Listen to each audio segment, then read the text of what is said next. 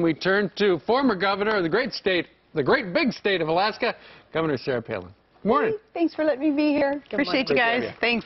You know, it's interesting today with the news of Martin Bashir resigning, post an apology, sort of a 3-week missing time from television. And we want to talk about your book, Good Tidings, in the segment. You say something here that I think is applicable to Martin Bashir. You said, if you live and love this world, you will be hurt.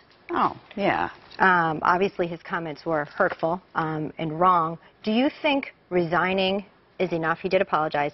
He resigned instead of being fired. Is that enough? What's your reaction to that news? Well, my role is to accept his apology and be humble enough to, accept it and move on.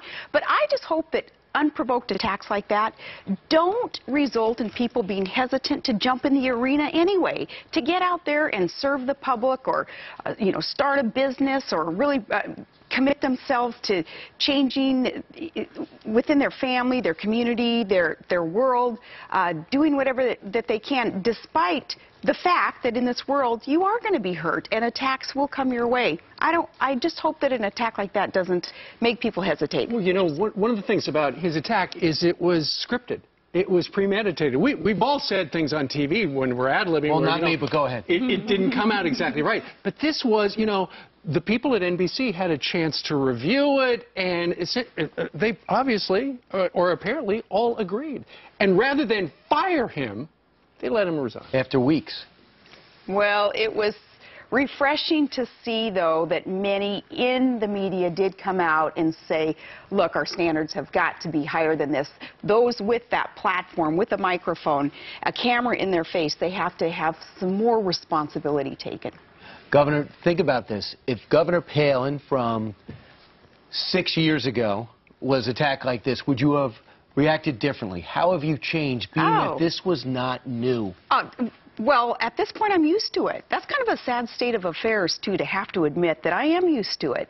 After 5 years of this kind of stuff, some of that kind of gets knocked out of you a little bit. So 6 years ago, I probably would have been personally hurt by such an attack. Now, no, I look at it as it's kind of par for the course, and just, again, hoping that that doesn't make those who have not yet been under attack like that hesitate to get out there anyway and try to change the world. It's a strong message. Unfortunately, there's a double standard with conservatives, and in particular conservative women, wouldn't you feel? Sure, that's obvious, And as I've said before, I think the target of the attack is usually more significant than what the articulated words used actually are, and that's part of that double standard. Right. Did you hear from the National Organization for Women? Haven't heard from one feminist. Did you check your voicemail? Did you check your voicemail? Nothing? I'm sure they're getting to it. Yeah. So, Governor, the whole thing, you're able to shake it off. The fact that he resigned, your main point you want to get out is people should go out and give their opinion, but stop with the personal attacks. How is that ever going to benefit you?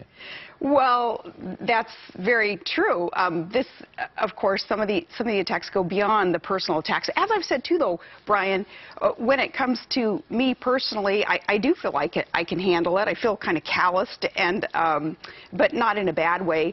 But heaven forbid Martin Bashir or anybody else come out against somebody who cannot defend themselves and perhaps aren't. Then you'll go. Then I'll go Gloves ballistic on that person. Yeah. Absolutely. Gloves are off, heels are on, and I'll really say what I want to say. Sure. we can count on that. Yeah, exactly. Quick word about Obamacare, if we can segue just a little bit. I thought it was significant that yesterday it became clear that Senator Harry Reid, the majority leader in the House, has exempted his staff from Obamacare. Well, these Obamacare supporters who continue to pick the winners and losers, it's all the more reason that the electorate get out there and start campaigning for true public servants who understand that Congress is not to be above the law.